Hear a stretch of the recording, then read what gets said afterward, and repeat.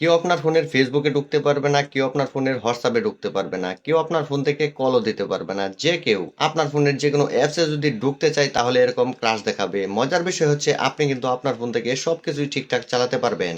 চলেন এই কাজটি আপনার ফোনে আপনি কিভাবে করবেন আপনাদেরকে দেখাই। প্রথমে আপনি আপনার ফোন থেকে চলে যাবেন প্লে স্টোরে। প্লে স্টোরে গিয়ে সার্চ করবেন অ্যাপ লক ফিঙ্গারপ্রিন্ট। তারপর এরকম চলে আসবে, আপনি নিচের এই অ্যাপটার এই লোগোটা দেখে এই অ্যাপসটাকে আপনার ফোনে ইনস্টল করবেন। আমি আমার ফোনে এই অ্যাপটাকে ইনস্টল করে নিলাম। তারপর অ্যাপসটাকে ওপেন করবেন। ওপেন করলেই এরকম চলে আসবে।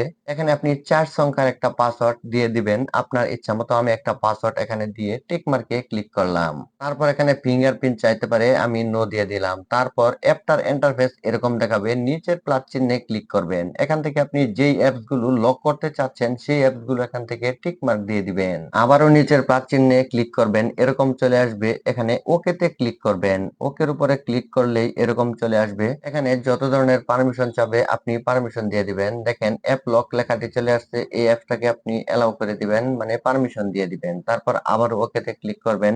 আবারও অ্যাপ লক লেখাটার উপরে ক্লিক করে এখানেও পারমিশন দিয়ে দিবেন। তারপর উপরে ফেক লেখা আছে, এটার উপরে ক্লিক করবেন, ওকেতে ক্লিক করবেন। যতগুলি অ্যাপস আপনি লক করবেন এভাবে চলে আসবে, সবগুলাতে ফেকের উপরে ক্লিক করে দিবেন। তারপর ফেকের বাম পাশে দেখেন লক চিহ্ন দেওয়া আছে, এটার উপরে ক্লিক করে ওকেতে ক্লিক করবেন। অ্যাপ নোটিফিকেশন পারমিশন চাবে, সেটাকেও আপনি পারমিশন দিয়ে দিবেন।